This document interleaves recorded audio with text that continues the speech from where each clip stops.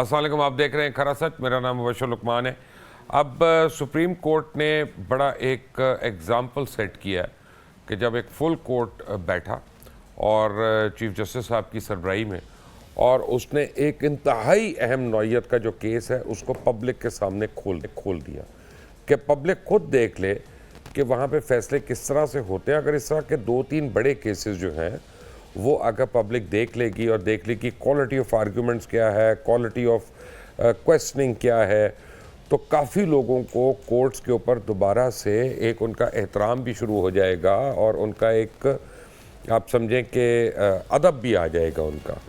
کیونکہ اب ہوتا کیا ہے کہ رپورٹنگ جو ہوتی ہے، رپورٹنگ بڑی غلط ہو جاتی ہے کہ مثلا میں نے آ کے رپورٹ کر دیا کہ جی جج صاحب نے جھڑک دیا وکیل کو، تو لوگ پھر کہنا شروع ہوتے ہیں پتہ نہیں یہ اپنے آپ کو کیا سمجھتے ہیں، یہ سمجھتے ہیں، وہ سمجھتے ہیں۔ تو اس طرح کی جب رپورٹنگ ہو رہی ہوتی ہے، پھر باہر آ کے سارے جو ہے وہ ایک پریس کانفرنس کر رہے ہوتے ہیں، پھر ایک وکیل کرتا ہے، پھر دوسرا کرتا ہے، پھر تیسرا کرتا ہے۔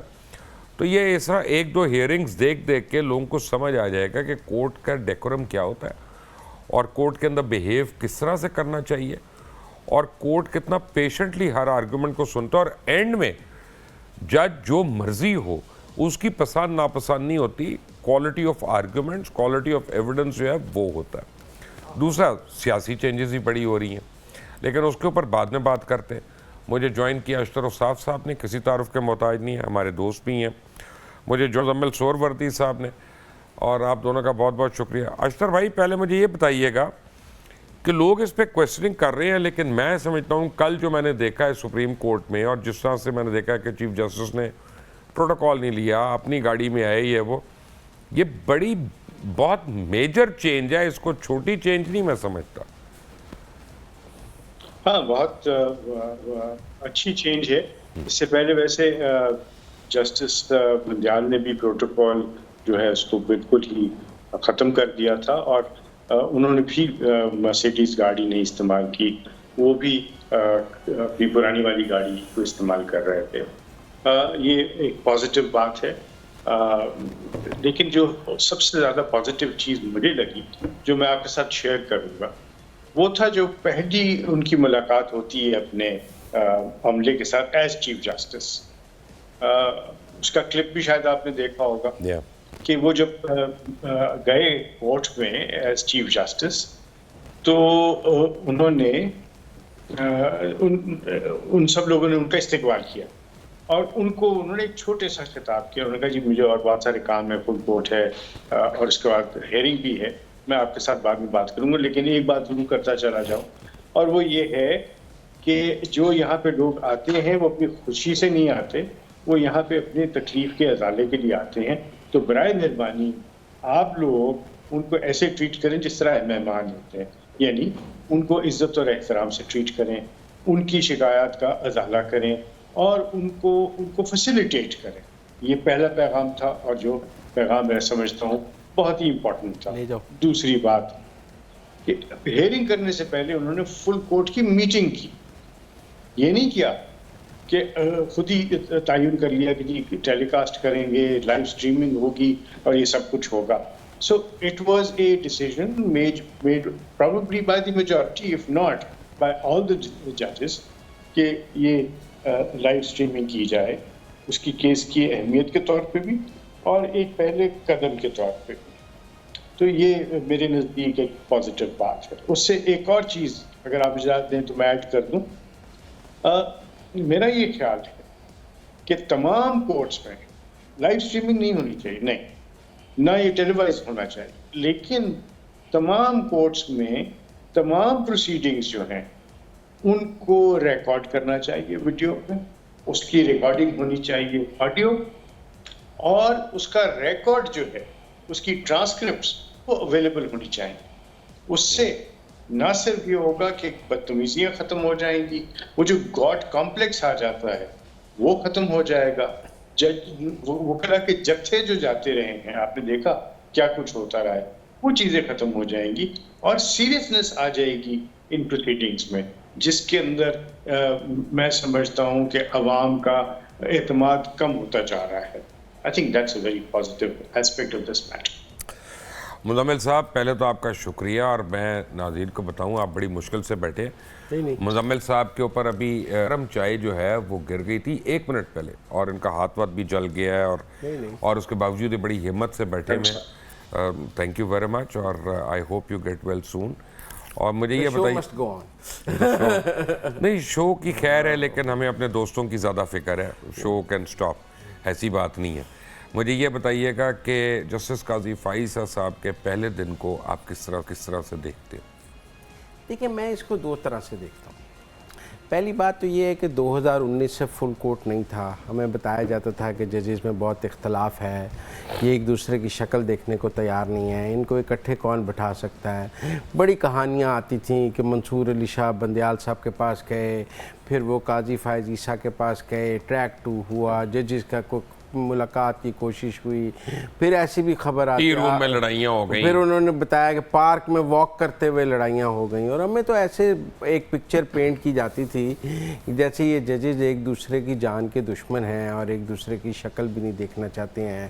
پتہ نہیں صبح سپریم کورٹ کی بلڈنگ میں اکٹھے کیسے آ جاتے ہیں اور اپنی اپنی عدالت میں ناراض ہو کے بیٹھ جاتے ہیں. تو ایک تو میرے خیال میں اس فل کورٹ نے وہ سارا جو ایک پکچر پینٹ تھی 2019 سے فل کورٹ نہیں ہوا تھا اور لگتا تھا کہ فل کورٹ جو ہے وہ ایک بہت بڑا مسئلہ ہے پاکستان کا، وہ نہیں ہو سکتا. کون ان کو اکٹھے بٹھائے گا؟ کوئی عالمی عدالت ہی ان کو اکٹھی بٹھا سکتی ہے. ایک تو قاضی فائز عیسیٰ نے یہ شو کیا کہ یہ کوئی بڑا مسئلہ نہیں تھا، وہ ایک دن میں ہو سکتا ہے اور پوری قوم اس کو دیکھ بھی سکتی ہے. پھر جو ڈفرنس آف اوپینین ہے ججز کے درمیان، وہ تو خوبصورتی ہے، وہ بھی بڑا ہیلدی نظر آیا. مثلا مجھے جسٹس منیب اختر کی بات میں بھی مجھے تو بڑا وزن لگا اس میں. مطلب وہ جب اپنی بات کر رہے تھے آئین اور قانون کے دائرے میں کر رہے تھے. ان کا موقف تھا کہ اگر آج ایک اچھے قانون کو ہم مان لیتے ہیں کہ پارلیمنٹ نے اچھا قانون بنا دیا ہے، کمزور بھی ہو سکتا ہے، تو کل کو برا قانون بنا کے بھی پارلیمنٹ بھیج سکتی ہے، پھر ہمیں وہ بھی ماننا پڑے گا. دوسری طرف منصور علی شاہ اور اطہر من اللہ اپنی بات کر رہے تھے کہ اگر ہم خود کوئی کام نہیں کریں گے اور اگر کوئی کر دے گا تو ہم اس کو کہیں گے کہ ہم نے بھی نہیں کرنا اور تم نے بھی نہیں کرنا، لہذا کام تو ہوگا ہی نہیں. اور 15 غیر منتخب جج کر سکتے ہیں تو پارلیمنٹ کیوں نہیں کر سکتی؟ تو بڑی ہیلدی ڈیبیٹ تھی میرے نزدیک، اور ایک جو بحث اور مکالمہ ایک صحت مند معاشرے کی نشانی ہے، بہترین تھا. اور یہ کوئی چھوٹا کیس تو نہیں تھا جس کو سن رہے تھے. چیف جسٹس درمیان میں بیٹھا ہے، جو ججز ہیں وہ چیف جسٹس سے بھی ڈیفر کر رہے ہیں، چیف جسٹس ان سے ڈیفر کر رہا ہے، منصور علی شاہ ان سے ڈیفر کر رہے ہیں، اعجاز الحسن اپنی بات کر رہے ہیں. آپ دیکھیں نا جسٹس عائشہ اپنی بات کر رہی ہیں، مسرت ہلالی اپنی بات کر رہی ہیں. تو مجھے تو لگا کہ یہ کوئی ہمیں بتایا جاتا تھا کہ یہ تو بڑی کوئی زندگی موت کا مسئلہ ہے ان کے درمیان، وہ تو اپنا ان دی 4 corners of law and constitution اپنی بات کر رہے ہیں. ان کا اینگل ڈیفرنٹ ہو سکتا ہے، انٹرپریٹیشن ڈیفرنٹ ہو سکتی ہے، لیکن یہ کوئی اس کا مطلب ہے کہ پرابلم چیف جسٹس میں تھا. میں یہ سمجھتا ہوں کہ 2019 سے جو چیف جسٹس آئے ان کا ذاتی ایجنڈا تھا جس کے لیے انہوں نے سپریم کورٹ کو تقسیم رکھا. وہ خود ایک سوچ کے حامل تھے، رائے کے حامل تھے، اور وہ سپریم کورٹ کے اندر سے اپنی سوچ اور اپنی رائے کی حمایت ڈھونڈنے کی تلاش میں رہتے تھے. دیکھیں نا اشتر بھائی، اگر چیف جسٹس کی اپنی سوچ اور رائے وہ مسلط نہ کرے اور سب کی سننے لگ جائے تو یہ خوبصورت کمرہ ہے، خوبصورت ڈائیلاگ ہے. آپ یہ دیکھیں کہ اشتر بھائی چیف جسٹس آف پاکستان نے خود یہ فرمایا کہ ہم بھی اباف بورڈ نہیں، اباف سسپیشن نہیں ہے اور ہم پہ بھی تنقید ہو سکتی. یہ کتنی ہیلدی بات ہے. اس سے پہلے تو ہم نے سیکرٹ کاؤ بنایا ہوا تھا ہر ایک کو. دیکھیں نا جسٹس منیب اختر نے کہا کہ آپ رولز کے پابند ہیں، جسٹس قاضی فائز عیسیٰ نے کہا نہیں، میں نے تو آئین اور قانون کا حلف اٹھایا ہے، رولز کا تو نہیں اٹھایا ہے. میں تو آئین اور قانون کا پابند ہوں، میں نے رولز کا حلف تو نہیں اٹھایا ہوا. بھلا یہ بھی ہیلدی بات ہے. انہوں نے کہا نہیں، سپریم کورٹ رولز کے تحت چلتا ہے، چیف جسٹس رولز سے باہر نہیں جا سکتا. لیکن قاضی فائز عیسیٰ کا موقف تھا کہ میرے لیے تو آئین اور قانون مقدم ہے، میں نے تو اس کے لیے حلف اٹھایا ہوا ہے، رولز کا حلف تو نہیں اٹھایا میں نے جا کر. پھر انہوں نے کرونالوجی بتائی کہ سب سے اوپر کانسٹیٹیوشن ہے، پھر لا ہے، پھر رولز ہیں، پھر سٹیچوز ہیں. تو اس طرح میرا مطلب ہے Now the question is اشتر صاحب کیا جو پبلک کے اپنے کیسز ہیں ان کو بھی اتنی امپورٹنس ملے گی اور وہ سنے جائیں گے کہ 53,000 کیسز تھے جب بندیال صاحب آئے تھے اور 56,000 کیسز تھے جب وہ چھوڑ کے گئے ہیں جس دن. تو عام آدمی کے کیسز جو ہیں وہ ایڈریس نہیں ہو رہے ہیں, اور ڈیٹ ان آفس یہ چیزیں ہمیں وقتاً فوقتاً دیکھنے کو ملتی ہیں. کیا اب ہم امید کر سکتے ہیں کہ عام آدمی کو بھی ریلیف ملے گا؟ آپ کا بہت پرٹیننٹ کویسچن ہے, بہت امپورٹنٹ بات ہے. اب وجہ کیا تھی کہ یہ کیسز جو ہیں, آپ دیکھتے ہیں کہ روز کورٹ بیٹھتی ہے, ججز بیٹھتے ہیں اور وہ فیصلے کرتے ہیں, تو یہ بڑھ کیسے گئے؟ ان کو تو گھٹنا چاہیے. وہ بڑھ اس لیے گئے کیونکہ آپ نے کوئی رول وضع نہیں کیے.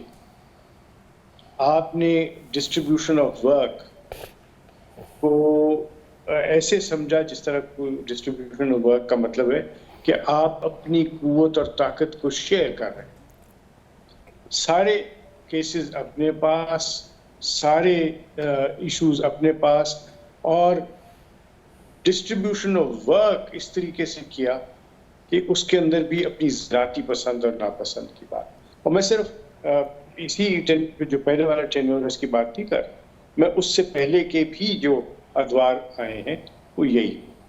سو وہاں پہ کیا تھا؟ ڈکٹیٹرشپ تھی. اور جو چیز ہمیں شن کرنی چاہیے اس کا ذکر بھی کر دیا, اور وہ ہے آئی می مائی سیلف. ہاں, دیٹس ٹرو. میری کورٹ, میری مرضی. اب یہ چیز جو ہے اس کی وجہ سے آپ کی پینڈنسی بڑھ گئی, کیونکہ آپ نے توجہ ساری پولیٹیکل کیسز کو دے دی. وہ کیسز جو کہ ہائی کورٹ میں جانے چاہیے, مثلا الیکشن کا کیس ہائی کورٹ میں پینڈنگ تھا, اور ایک نہیں 3 کورٹس میں پینڈنگ تھا, اور اس کو بھی آپ نے کہا کہ نہیں ہم یہاں پہ سنیں گے. تو کیا ہوا کہ وہ ججز جو جن بینچز کی وہ سربراہی کر رہے تھے وہ بینچز ٹوٹ گئے, اور یہ معاملہ اسی لیے تعطل میں چلا گیا.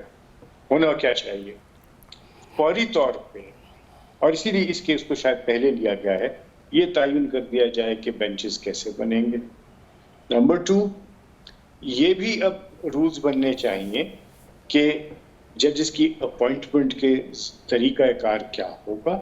سینیورٹی پرنسپل ہوگا یا seniority one of the principles ہوگا, اور کون سے پرنسپلز لگنے چاہیے. تیسرا, سپریم جوڈیشل کاؤنسل کے رولز کو بھی ریوزٹ کرنے کی ضرورت ہے.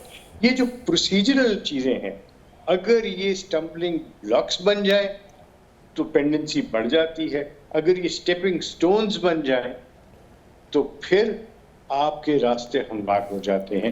اور اصل میں نہ تو اس میں سٹیکس سپریم کورٹ کے ہیں, نہ اس میں سٹیکس جو ہیں وہ گورنمنٹ کے ہیں, نہ سٹیکس اس میں کسی اور کے ہیں, اس میں سٹیکس عوام کے ہیں.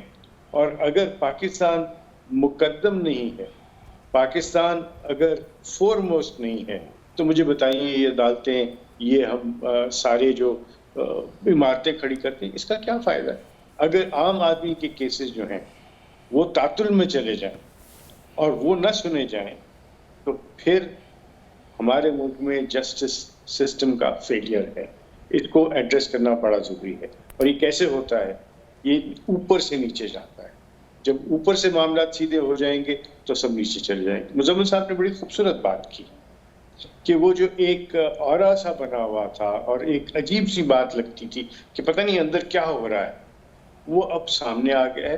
یہ بھی ہمارے ہی جیسے لوگ ہیں, اور ان کے اپنی جو سارے سلسلے ہیں وہ ہیں, لیکن آپ نے دیکھا کہ کورٹ پروسیڈنگز میں وہ ہم جیسے نہیں رہتے, کیونکہ وہ اپنی ذاتی چیزوں کو چھوڑ دیتے ہیں اور صرف قانون کی بات کرتے ہیں. اور یہی مقدم بات ہونی چاہیے, اور یہی جج لائک بیہیویئر ہے کہ اپنی بات نہیں کریں, اپنا اوپینین نہ دیں, اپنی پسند ناپسند کی بات نہ کریں, قانون اور آئین کی بات کریں, رولز کی بات کریں, ریگولیشنز کی بات کریں. And I think that is the way forward. اب میری اور مزمل صاحب کی ایک شرط لگی ہوئی ہے, وہ میاں صاحب کی واپسی سے متعلق ہے. اس میں منصور علی خان بھی ہیں, اس میں نجم سیٹھی بھی ہیں, اس میں کافی لوگ اپنا اینکرز اس میں شامل ہیں. تو بات یہ ہے کہ میاں صاحب جب آتے ہیں تو مزمل صاحب ان کی گرفتاری ہوگی کہ نہیں ہوگی؟ کیوں ہوگی؟ نہیں میں پوچھ رہا ہوں آپ سے. مطلب قانون کے مطابق کیوں ہوگی؟ حفاظتی ضمانت ان کا حق ہے اس ملک میں. بغیر عدالت میں جائے ان کو حفاظتی بے نظیر ضمانت کو بھی ملی تھی. نہیں کوئی بھی بندہ پاکستان مجھے تو نہیں ملتی کبھی یار. نہیں کوئی بندہ بھی پاکستان سے باہر آئے, اس کا وکیل کہے کہ وہ فلاں تاریخ کو لینڈ کر رہا ہے, اسے عدالت آنے تک ضمانت دے دیں. وہ تو مینار پاکستان جا رہے ہیں پہلے. نہیں وہ 1 دن کی ہوگی, 2 دن کی ہوگی, کوئی چند گھنٹوں کی تو نہیں ہوگی. وہ میرے خیال ہے ان کے لائرز ایک حفاظتی ضمانت ضرور لیں گے اور وہ اس کے بعد آ کے کورٹ میں خود کو سرنڈر کر دیں گے اور اپنی اپیل فائل کر دیں گے. مجھے نہیں لگتا کہ اس میں کوئی ایسا بڑا مسئلہ ہونا چاہیے کہ وہ کوئی ایسی بات ہے کہ ان کی گرفتاری کے بغیر پاکستان چل ہی نہیں سکے گا اور بڑا پاکستان سٹینڈ سٹل ہو جائے گا. نہیں بالکل نہیں چل سکتا. میں آپ کو ریزن بتاتا ہوں. نہیں میں ریزن بتاتا ہوں اپنا, کہ رول آف لا جو ہے نا that should be uniform for everyone. وہ ایک ملزم نہیں ہے, وہ مجرم تھے, جیل میں تھے. ایک منٹ جیل سے بیل ہوئی اور وہ بیل ان کو کنڈیشنل ہوئی. باہر جانے کے لیے 50 روپے کا سٹیمپ پیپر بھی دیا گیا. وہاں جا کے انہوں نے کوئی رپورٹس بھی نہیں بھیجی جو ان کو بھیجنی تھی ہر مہینے. کورٹ نے بیل کینسل کی. یار میں وہی بات کر رہا ہوں کہ دیکھیں آپ نے قانونی بات کرنی ہے. اشتہاری تو ڈکلیئر کر دیا نا. نہیں کورٹ نے بیل کینسل کی. اشتہاری ڈکلیئر کر دیا کورٹ نے, تو وہ آ کے سرنڈر کر دیں گے. اشتہاری کیا ہوا ہے تو کون سی بات ہے. وہ اشتر صاحب کیا پروٹیکٹیو بیل کوئی بھی بندہ پاکستان سے باہر سے آ رہا ہو اور اس کا کونسل جا کے عدالت کو بتائے کہ یہ اس کی ٹکٹ ہے اور وہ آ رہا ہے, تو کورٹ تک آنے کی ضمانت یونیفارملی مل جاتی ہے یا نہیں؟ سب کو ملتی ہے, بلا تخصیص ملتی ہے سب کو.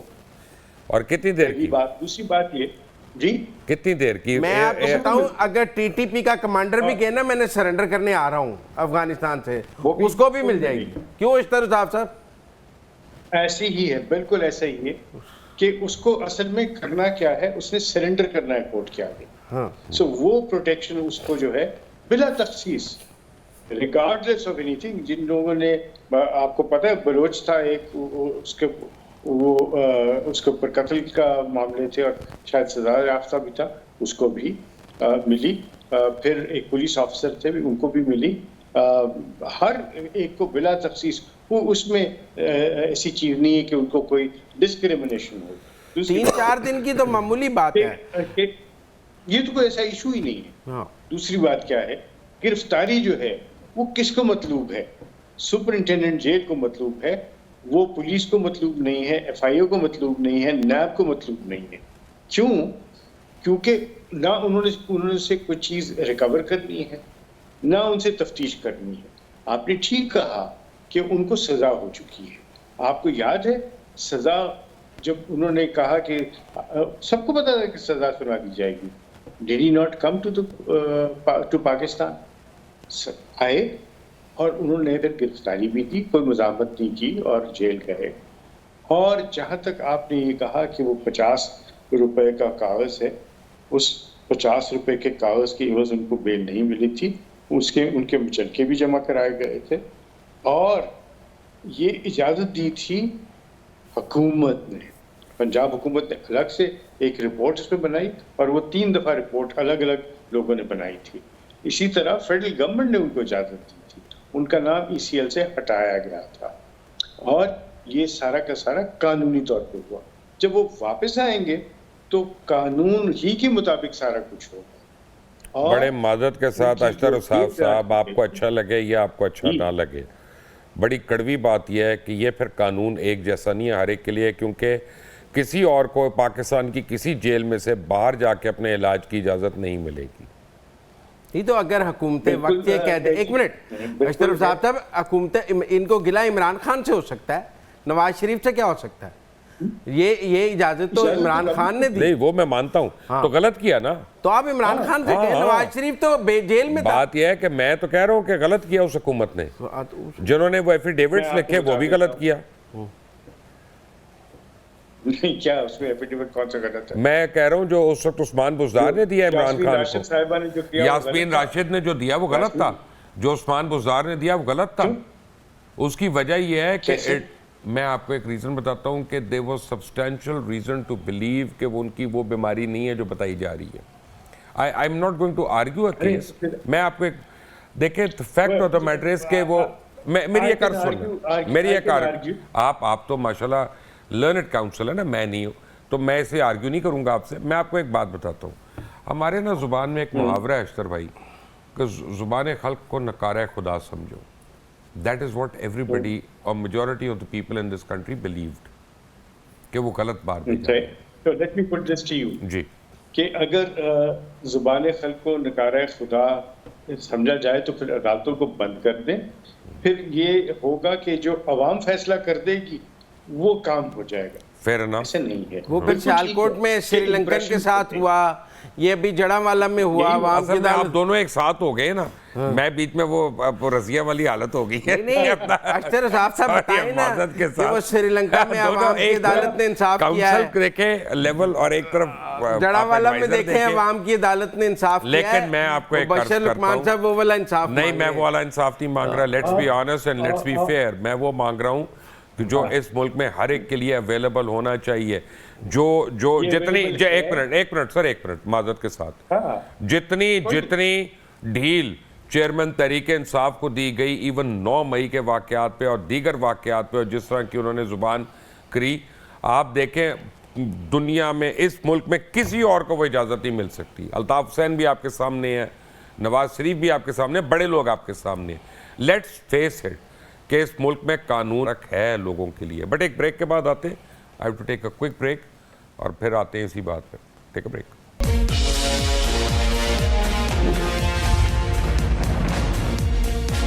Welcome back. اشتر اسرار صاحب, جو میں نے بریک پہ جانے سے پہلے بات کر رہا تھا, now it is your turn to answer that. ہاں, what I was saying, جو میں کہہ رہا تھا وہ یہ تھا کہ میاں نواز شریف کو بیل سپریم کورٹ نے بھی دی اور ان سے کہا کہ 30 دن کے بعد آپ اپنا علاج کرائیے اور اس کے بعد سرنڈر کریں. انہوں نے سرنڈر کیا. میاں نواز شریف پہلے بھی جیل کاٹ چکے ہیں مشرف دور میں, بعد میں بھی ان کو جیل جانا پڑا. ان کے لیے کوئی نئی چیز نہیں ہے. بٹ آپ نے دیکھا کہ جتنے کیسز ان کے خلاف بنائے گئے سب کے سب میں وہ بری ہو گئے. اور اب جو کیسز ہیں ان میں بھی آپ دیکھیں گے کہ وہی ایویڈنس ہے جو کہ مریم نواز صاحبہ کے لیے اور کیپٹن صفدر کے لیے تھا. سو جب اتنا ویک ایویڈنس ہو اور جس میں ان کے کو ایکیوز جو ہیں وہ بری ہو جائیں, تو پھر ایسا کوئی کیس نہیں ہے جس میں he will have to go back to jail for the purposes of doing that. ان کی اپیل بھی جو ہے وہ ریوائو ہو جائے گی, because that is what the law also says and this is also what the court order says. جب وہ آئیں تو وہ اس کو ریوائو کرا سکتے ہیں. جہاں تک ان کی ڈسکوالیفیکیشن وغیرہ کی بات ہے, تو جو لائف ٹائم ڈسکوالیفیکیشن کی بات سپریم کورٹ نے کی تھی وہ اس لیے کی تھی کیونکہ کوئی قانون نہیں تھا. قانون بن گیا, 5 سال وہ گزر چکے ہیں, so there is no disqualification on that count جو سپریم کورٹ نے کی. جہاں تک معاملہ ہے ٹرائل کورٹ کا ڈسکوالیفیکیشن کا, if his appeal is accepted, that also goes. So he will be a free man to do whatever he wishes to do. جو عمران خان کے ساتھ جس طرح کا امتیازی سلوک کیا گیا ہے, میں نے وہ ذکر نہیں کرنا تھا بیکاز میں ان چیزوں کا قائل ہوں کہ بجائے اس کے کہ آپ انگلیاں دوسری طرف دکھائیں, انگلی بتائیں کہ جی فلاں نے یہ کیا, تو آپ نے دیکھا نہیں کہ ان کو حفاظتی جتنی بھی ضمانتیں دی گئیں, اٹس انپریسیڈنٹڈ. ان کے وارنٹس نکلے ہوئے ہیں اسلام آباد میں, لاہور ہائی کورٹ ان کو دے رہا ہے رات کو 8 بجے, اور پھر ان کے انتظار میں بیٹھی رہتی تھی کورٹ. اور یہ بھی کہتے تھے کہ آئندہ جو بھی مقدمہ ہے کسی میں گرفتار نہیں کرنا, چاہے وہ قتل کر کے آ جائے. یہ بھی اور یہ بھی کہ جی بتائیں کب وہ آ سکتے ہیں, کس وقت وہ تشریف لائیں گے. تو اشتر بھائی یہ بھی میں نے نہیں دیکھا کہ گاڑی جو ہے وہ عدالت کے اندر چلی گئی ہو. It is also unprecedented. اور گیٹ پہ آ کے حاضری لگ گئے. جی تو اشتر صاحب میں یہی کہہ رہا تھا نا کہ جب میں پھر میرے جیسے لوگ کہتے ہیں کہ عدالتیں فیئر نہیں ہیں تو پھر آپ ہمیں کیسے کرٹیسائز کرتے ہیں؟ میں بتاؤں جی، عدالتیں جو ہیں وہ فیئر ہوتی ہیں. جج ایٹ ٹائمز جج ہی عدالت ہے نا ہمارے لیے سر، جج ہی ہمارے لیے عدالت ہے، وہی محترم ہے. سو ہمیں ان لوگوں کے نام لینے چاہیے بجائے اس کے کہ ہم متون کریں. اچھا مبشر لقمان صاحب، آج کل چیئرمین پی ٹی آئی کہاں ہے؟ اٹک جیل میں. اچھا سزا ہو گئی ہے؟ نہیں، سزا یافتہ ہے؟ سزا تو ہو گئی ہے، سزا ہو گئی ہے، لیکن جو ہونی چاہیے وہ میرے نزدیک نہیں ہوئی. نہیں باقی مقدمات چل رہے ہیں. ساری سہولت کاری کا کیا فائدہ ہوا؟ In the end system prevailed. That's not the point. The point is کہ کوبے کسائی کے لیے بھی وہی ہونا چاہیے جو آپ کے لیے اور میرے لیے. اب آپ مجھے یہ بتائیں، اب ایک سیاسی خبر مجھے ذرا دے دیں کوئی، کیا یہ صحیح ہے کہ میاں نواز شریف نے یہ فیصلہ کر لیا ہے کہ اب شہباز شریف جو ہے وہ وزیر اعلیٰ بھی نہیں ہوں گے پنجاب کے، لیٹ الون وزیر اعظم؟ نہیں ایسا کوئی فیصلہ تو نہیں ہوا. لگ رہا ہے ارادہ ان کا. نواز شریف، جب شہباز شریف نے خود اعلان کر دیا کہ نواز شریف وزیر اعظم کے امیدوار ہیں اور نواز شریف وزیر اعظم ہے، تو ایک آدمی جو وزیر اعظم خود رہ گیا ہے، مجھے نہیں لگتا کہ شہباز صاحب دوبارہ وزیر اعلیٰ بنیں گے. اب نواز شریف صاحب جو ہیں وہ تمام ججز کے اوپر حملے بھی کریں گے جنہوں نے ان کے خلاف فیصلے دیے، اور جرنیلوں کے اوپر بھی. وہ تو کل کر دیے نا انہوں نے. نہیں، اب تو باقیوں کے بھی نام لیں گے. نہیں کل انہوں نے تو ایک سٹنگ جج کا بھی لیا ہے، اعجاز الحسن صاحب کا.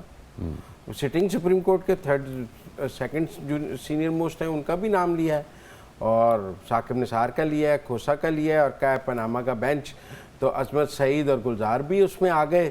تو بڑے کیٹیگوریکلی کل جو انہوں نے اپنا بہت عرصے بعد پہلا خطاب کیا ہے، مجھے اس میں انہوں نے ججز کو چارج شیٹ کیا ہے، اور یہ بھی کہا ہے کہ کوئی مٹی پاؤ مہم نہیں چلے گی، اور میں اس پہ مٹی ڈالنے کے لیے تیار نہیں ہوں، درگزر کرنے کے لیے تیار نہیں ہوں. تو دس مینز ان کا جو پولیٹیکل نیریٹو ہے، ان کے پاس کوئی اسکرپٹ ہوگا، کوئی لیگل اسکرپٹ موجود ہوگا کہ وہ ان ججز کو قانون کے کٹہرے میں کیسے لائیں گے. کچھ تو سیاسی کٹہرے میں لانے کا تو مجھے لگتا ہے فیصلہ ہو گیا ہے کہ یہ ججز جو ہیں اب پولیٹیکل نیریٹو کا حصہ ہوں گے، اور عوام کی عدالت میں ان کو پیش کیا جائے گا کہ ان کی وجہ سے یہ تباہی ہوئی ہے، اور ان کو عوام کی عدالت میں ہر جلسے میں پکارا جائے گا. یہ بات تو مجھے نظر آ رہی ہے کہ ان کی تصویروں پر بھی بات ہوگی. پہلے بھی ثاقب نثار کی تصویریں پارلیمنٹ میں لہرائی گئی ہیں، ان پر جوتے مارے گئے ہیں، اور اب شاید پوری انتخابی مہم میں ایسا ہوگا. اور مجھے لگتا ہے کہ اس کے بعد کوئی لیگل اسکرپٹ بھی ہوگا نواز شریف کے ذہن میں کہ اس نے اس کو کیسے ویلیڈیٹ کرنا ہے جو انہوں نے کل بات کی ہے. کیونکہ اگر وہ کہہ رہے ہیں کہ میں نے کسی کو اس پہ مٹی نہیں ڈالنی، تو he must be having a script for it. Ashtar صاحب، ود آل ڈیو ریسپیکٹ، آپ کو مانے یا نہ مانے، اس کے بعد عدلیہ بہت انڈر پریشر رہے گی. جی عدلیہ under pressure from out side نہیں ہے، فرام ان سائڈ ہے. اور جو یہ سب باتیں ہم نے کل سنی ہیں، اور جو انٹروسپیکشن کا سلسلہ شروع ہوا ہے، یہ خوش آئند ہے. لیکن میں سمجھتا ہوں بصد احترام عوام جس نیریٹو کے انتظار میں ہیں وہ ہے اکنامک پراسپیرٹی کا. عوام جو ہیں وہ اکنامک سیکیورٹی، فوڈ سیکیورٹی، ان چیزوں میں بہت زیادہ کین ہے کہ کون سی جماعت، کون سا لیڈر ایک روڈ میپ ان کو دے گا جس میں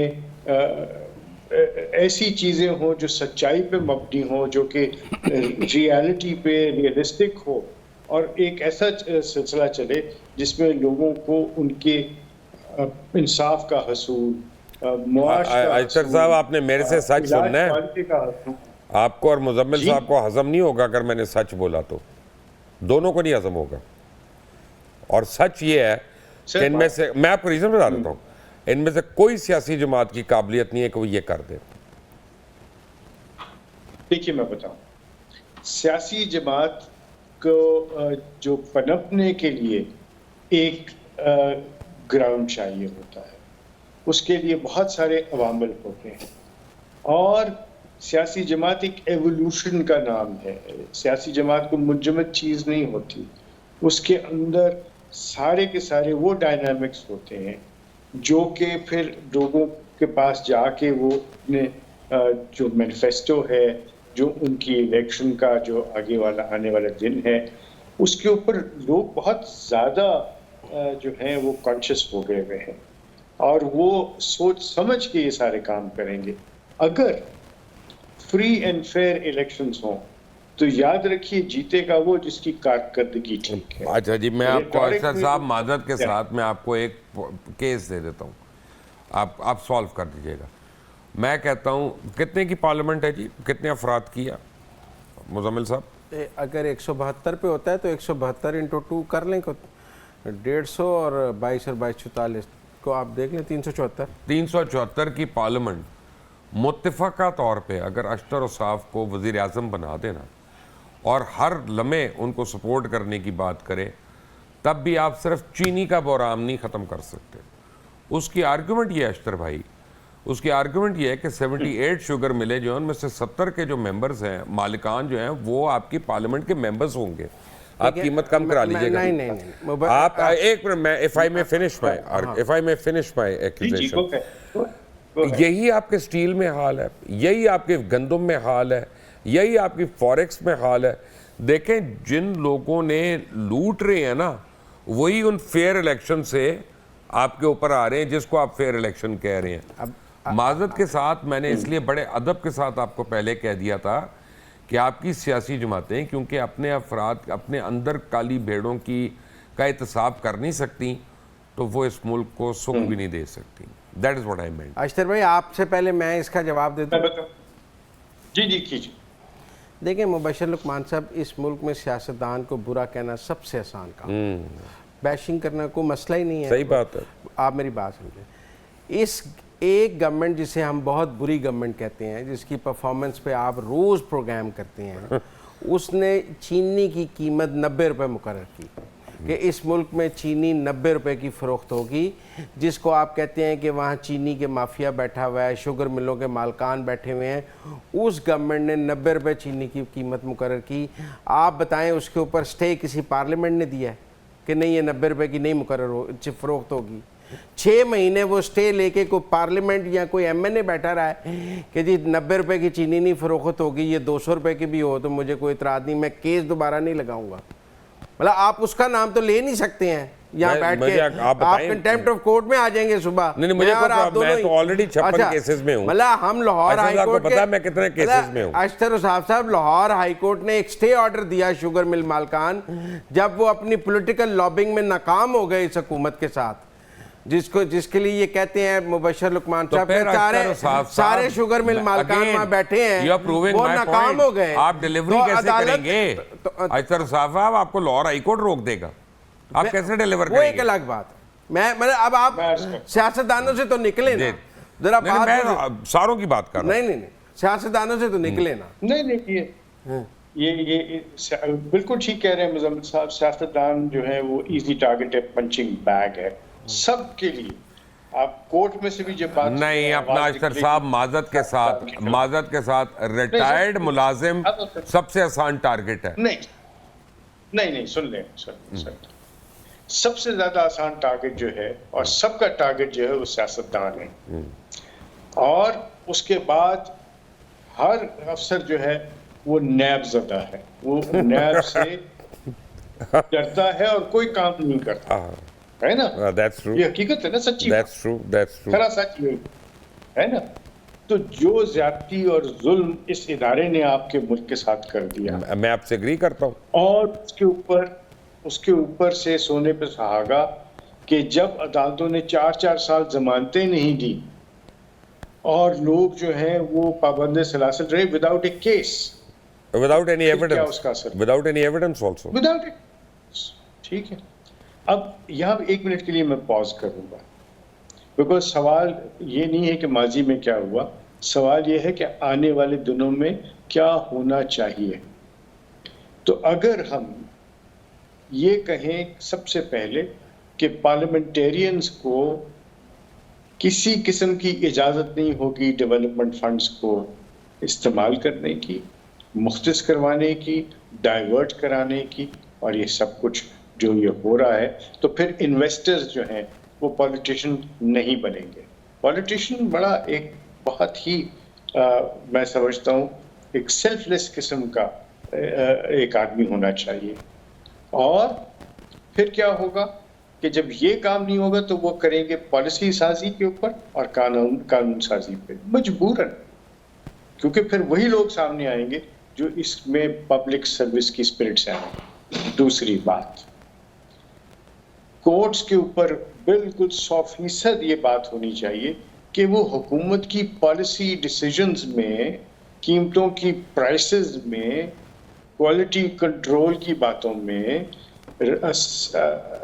رسد کی باتوں میں، ترسیل کی باتوں میں اور اکنامک ایشوز اشتر صاحب میں آتا ہوں اس پہ، مجھے ایک چھوٹی سی، میں آپ کو ایک عرض کر دیتا ہوں جاتے جاتے کہ ایسا بھی کورٹس میں ہم نے دیکھا اشتر صاحب، میں بریک کے بعد آؤں گا تو آپ کو دوبارہ موقع دوں گا اس پہ، کہ کرپٹ ملازمین کو پی آئی اے نے نکالا، اسٹیل مل نے نکالا، وابڈا نے نکالا، کسی نے، ان میں سے 4 جاتے ہیں، وہ کورٹ سے جاتے ہیں، اسٹے آرڈر لے لیتے ہیں اور اگلے 3 سال اس کیس کا فیصلہ بھی نہیں ہوتا اور یہ پاکستان کو نقصان ہوتا رہتا ہے۔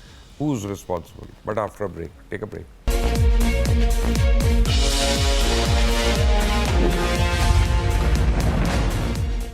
Welcome back. مزمل صاحب کچھ کہنا چاہ رہے ہیں جو میں اشرف صاحب سے بات کر رہا تھا بریک پہ جانے سے پہلے، اس پہ آپ، میں تو کہہ رہا ہوں کہ آپ کی عدالتیں جو ہیں وہ تو نقصان کرتی ہیں اس ملک کا اور اداروں کا۔ جسٹس قاضی فائز عیسیٰ نے بھی کہا ہے کہ اس ملک کی عدالتوں نے $6.5 بلین کا نقصان کیا ہے۔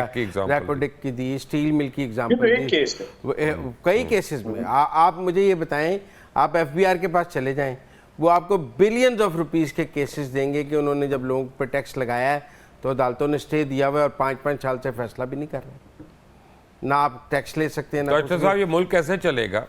یہ لوگ تو امیگریشن لے کے باہر چلے جائیں گے۔ اس کے لیے جوڈیشل ایکٹیویزم کو ختم کرنا ہوگا۔ جب تک ہم عدالتوں کو آئین اور قانون کے دائرے میں نہیں لائیں گے اور ان کو یہ نہیں سمجھائیں گے کہ حکومت کرنا ان کا کام نہیں ہے، ان کا کام حق حاکمیت نہیں ہے۔ پتہ نہیں یہ انڈیا میں جوڈیشل ایکٹیویزم ختم ہو گیا تھا کوئی 20 سال پہلے، اشرف صاحب یہاں پہ ہو سکتا ہے کہ نہیں مجھے نہیں پتا۔ بالکل ہو سکتا ہے، اور یہ سب لیڈرشپ پہ ڈیپینڈ کرتا ہے، اور لیڈرشپ اگر جو ہے وہ یہ فیصلہ کر لے کہ کس طریقے سے عدالتی نظام کو چلانا ہے تو بہتری آ جاتی ہے۔ ہمیشہ آپ دیکھیں گے کہ ڈسٹرکٹ ججز جو ہیں وہ اپنے اپنے ڈسٹرکٹس کو بڑے خوبصورت طریقے سے چلاتے تھے۔ کچھ برس پہلے ہم نے تجربہ کیا تھا پنجاب میں، 10 کیسز ہم نے پک کیے اور کہا کہ جناب اس میں ایویڈنس رائٹ ہے۔ وہ ایک ہفتے میں 10 کیسز جو ہیں مختلف ایڈیشنل سیشن ججز فیصلہ کرتے تھے، اور اس کی پھر ہم بتاتے تھے کہ جناب یہ ہے جسٹس سسٹم۔ جب یہ پتا ہو لوگوں کو کہ سزا سرٹن ہے اور اسکرپٹ ہے تو وہ جرائم سے بچ جاتے ہیں۔ جب لوگوں کو یہ پتا ہو کہ ان کو کاسٹ آف لیٹیگیشن دینی پڑے گی تو وہ سول کیسز میں لوگوں کو الجھاتے نہیں ہیں۔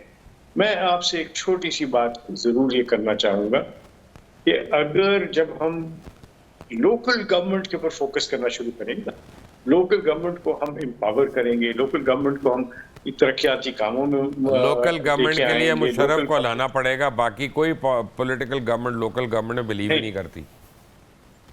یہ ہمیں کرنا پڑے گا، وہ کرتی نہیں ہے۔ یہ پہلا سٹیپ ہے ترقی کی طرف۔ دوسرا، معاشرتی علوم، سیوکس، مبشر صاحب آپ بھی اور مزمل صاحب آپ نے بھی پڑھا ہوگا، میں نے بھی پڑھا ہے۔ اب آپ کے نصاب میں سے اس کو نکال دیا گیا ہے۔ آپ اپنے بچوں کو تعلیم ہی نہیں دے رہے معاشرتی علوم کی، آپ ان کو سیوک سینس بتا ہی نہیں رہے، آپ ان کو بتا ہی نہیں رہے کہ جھوٹ بولنا، گند پھیلانا، یہ سب چیزیں کرنا کتنی بڑی معاشرے کے ساتھ جاتی ہے، اور ان کو اچھا شہری بنانے کی طرف ترغیب نہیں دے رہے۔ تعلیم صرف انفارمیشن بن گئی ہے، تربیت اس میں سے نکل گئی ہے۔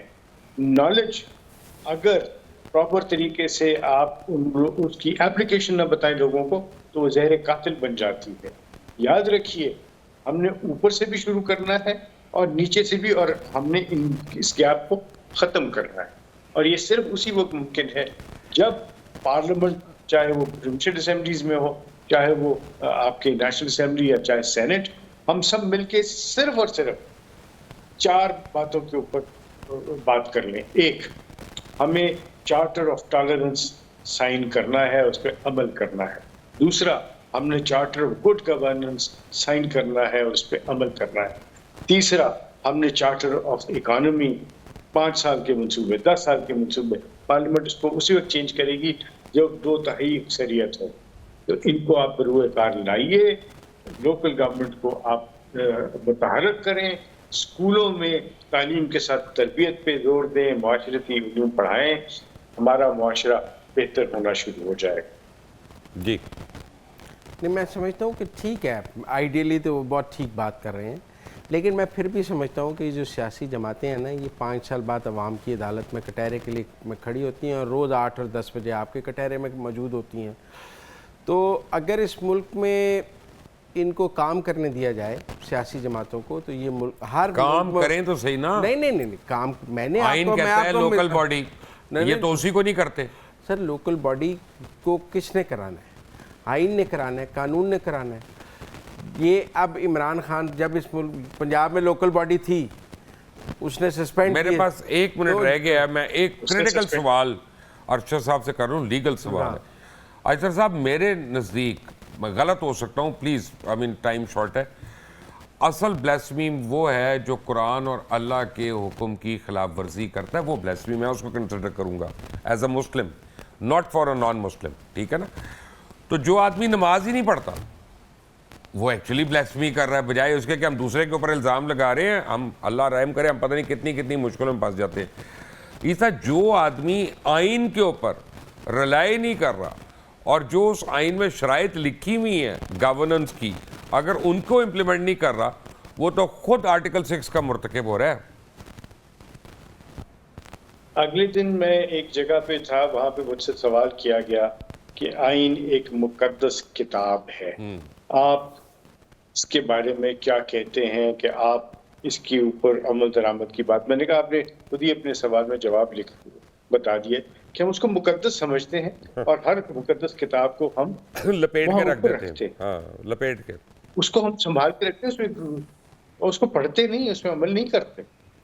اور آئین، میری تجویز پتہ کیا تھی؟ آج سے 7-8 سال پہلے میری تجویز یہ تھی کہ آئین کا ترجمہ کرا کے آپ اس کو 8ویں کے نصاب میں ڈال دیں، بہت اچھی آئیڈیا، شروع کریں۔ I agree with that and I think with that we should ترجمہ کر کے پڑھائیں، یہ ہے way forward. I agree with that یہ ایک دن میں نہیں ہو، I agree with that parliament بھی نہیں کر سکے گی۔ میں آپ کی اس تجویز سے بالکل میں متفق ہوں، اور یہی بڑی پازیٹیو آؤٹ ہے آج کے اس شو کا۔ Thank you Ashtar sahab, thank you Muzammil Suhrawardy, until next time, اللہ حافظ۔